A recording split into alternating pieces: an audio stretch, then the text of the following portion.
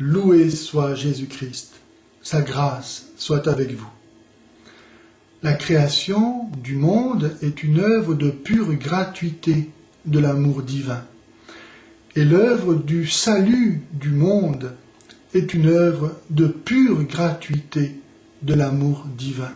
La création elle-même et la providence qui la conduit sont ordonnées dans cette perspective de la miséricorde, qui est le don le plus total que Dieu pouvait faire de lui-même à la créature, non pas seulement néant, mais pire que le néant, à cause du péché, lequel est détruit dans le triomphe total de l'infinie miséricorde du Christ Rédempteur.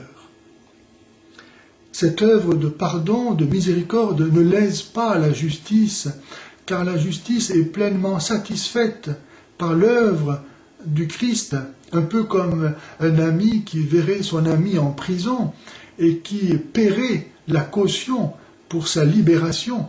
De même, le Christ a accepté librement de souffrir et de mourir à cause de nos péchés, pour pouvoir les détruire dans son pardon, et ainsi mettre sur le plateau de la balance de la justice divine le poids de son sacrifice volontaire qui fasse contrepoids et permette le rachat de l'humanité pécheresse. Nous trouvons cette œuvre de la miséricorde déjà préparée dans l'Ancien Testament. Pour donner quelques exemples, je cite par exemple Deutéronome 4, 31, où le Seigneur dit « Car Yahvé, ton Dieu, est un Dieu miséricordieux ». Ou bien Jérémie 3, 12, « Car je suis miséricordieux, oracle du Seigneur ». Ou bien le livre de l'Ecclésiastique chapitre 2, verset 11, « Car le Seigneur est compatissant et miséricordieux ». Dans le Nouveau Testament, où se révèle en plénitude cette œuvre de la miséricorde, qui est la perspective dans laquelle Dieu a créé le monde, nous lisons dans l'Épître aux Éphésiens, chapitre 2, versets 4 à 7, ceci. « Mais Dieu, qui est riche en miséricorde, à cause du grand amour dont il nous a aimés, alors que nous étions morts par suite de nos péchés, nous a fait revivre avec le Christ et nous a fait asseoir dans les cieux, dans le Christ Jésus.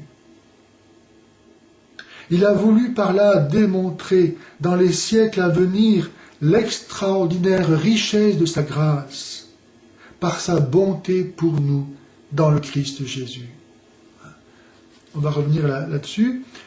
Dans la première épître de Saint Jean, chapitre 4, versets 9 à 10, « En ceci s'est manifesté l'amour de Dieu pour nous.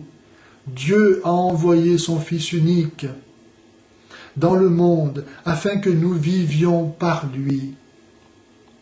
En ceci consiste son amour. Ce n'est pas nous qui avons aimé Dieu, c'est lui qui nous a aimés et qui a envoyé son Fils en victime d'expiation et de propitiation pour nos péchés. » Toute l'histoire du monde est la préparation à la manifestation de la miséricorde de Dieu.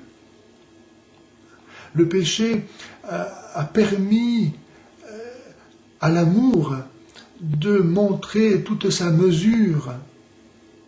Le déploiement du péché a permis le déploiement de la miséricorde. Saint Paul écrit dans l'Épître aux Romains, chapitre 5, verset 20, « Là où le péché a abondé, la grâce a surabondé. » En fait, l'histoire sainte du monde, c'est le mystère de l'amour plus fort que la haine, de la miséricorde plus forte que le péché. Le péché a été l'occasion pour Dieu de manifester une plus grande gratuité de son amour. Dieu nous aime en dépit de notre péché et au-delà de notre péché, qui est totalement, par cette surabondance d'amour, détruit. Le monde existe depuis toujours, soutenu par la miséricorde, dans laquelle il est appelé à se dépasser. Le monde, s'il a pu être créé avec toutes ses déficiences, à venir avec le poids horrible du péché, c'est parce que ceux-ci peuvent être assumés et dépassés dans la miséricorde. Le cœur de Jésus contient toutes choses et tous les êtres. Il nous contient avec nos vies, notre histoire, notre destinée, nos prières et notre péché. Et il condense et diffuse quelque chose que nous ne pouvons pas comprendre et dont cependant nous vivons, et qui est un amour infini, un amour éternel. Dieu nous aimait avant même que nous existions.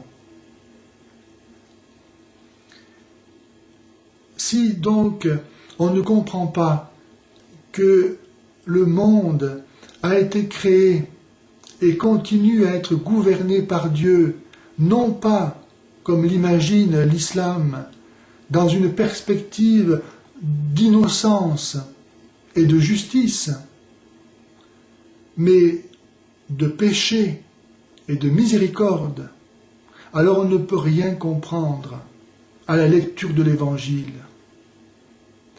Si on entre dans la lecture de l'Évangile, ou même si l'on se tient devant Dieu avec des revendications de droit et de justice, on ne peut rien comprendre à l'existence du monde tel qu'il est et au projet de Dieu, qui est de nous faire partager sa miséricorde. Jésus a dit « Je suis venu non pas pour les justes, mais pour les pécheurs ». Luc 5, 32. Parce qu'il n'y a pas de juste devant Dieu. Nous sommes tous pécheurs. Nous avons tous besoin d'être sauvés. Et il n'y a pas plus perdu que celui qui ne sait pas qu'il est perdu. Dans l'Évangile, Jésus nous dit que les prostituées et les escrocs arriveront avant les pieuses gens au ciel. Les escrocs qui se seront convertis, qui auront demandé le pardon de Dieu, qui auront connu cette profondeur de l'amour de Dieu pour eux, arriveront avant les justes, parce que les justes ne pourront pas aller au ciel. Il n'y a que des pécheurs sauvés qui vont au ciel. On ne peut rien comprendre à la lecture de l'Évangile où Jésus nous dit que les derniers seront les premiers, où les ouvriers de la dernière heure reçoivent autant que les premiers, où ce sont des pécheurs qui deviennent ces apôtres, où la femme adultère, la samaritaine, le bon larron qui reçoit le paradis. On ne peut pas entrer dans la perspective de la volonté de Dieu si on ne comprend pas que le monde est créé dans une perspective de péché et de miséricorde, et non pas d'innocence et de justice. Nous sommes appelés à recevoir la miséricorde, à en vivre pour pouvoir la donner à notre tour. Bienheureux les miséricordieux, ils obtiendront miséricorde.